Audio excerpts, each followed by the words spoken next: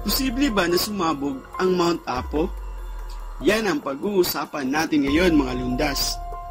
What is up mga lundas? Welcome po sa aking channel. Pag-uusapan natin ngayon ang tungkol sa pinakamataas na bulkan sa bansa. At kung may posibilidad bang sumabog ang bulkang ito. So, kung ikaw ay taga Pilipinas, ay marahil alam mo na kung ano ang pinakamataas na bundok sa bansa. Oo mga lundas, ang Mount Apo ang itinuturing na pinakamataas na bundok sa Pilipinas. May taas itong 2,954 meters lang naman, o katumbas lang naman ng Siam na pinagpapatong-patong na kilalang Eiffel Tower ng France. Oo, ganun kataas ang Mount Apo mga lundas. Makikita ang Mount Apo sa Mindanao at napapalibutan ito ng tatlong magagandang syudad gaya ng Kidapawan City, Vigo City at Davao City. Ang Mount Apo ay kilala rin sa tawag na Apo Sandawa, na ang ibig sabihin ay espiritu ng mga ninuno o espiritu ng bundok.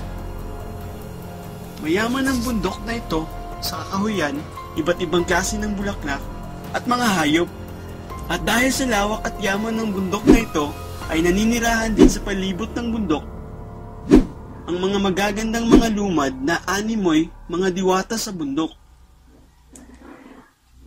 Nagkabibighani talaga ang ganda ng Mount Apo at pati na rin ang mga naninirahan dito. At dahil sa angking katangian ng Mount Apo, ay paborito rin itong puntahan at akyatin ng mga mahihilig sa adventure, maging lokal man, nasyonal o internasyonal. Pero alam nyo ba na sa likod ng kanyang ganda ay may nakatagong panganib? Kasi ang Mount Apo ay isang large sulfuric active stratovolcano na ang ibig sabihin ay malaking aktibong bulkan na mayaman sa sulfur. At bakit nga ba ito mapanganib?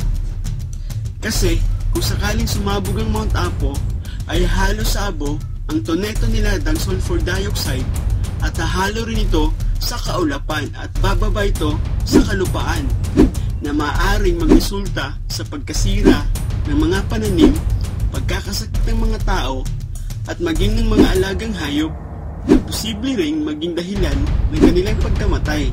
Ang ganitong trahedya ay nangyari na rin sa ibang bulkan sa mundo.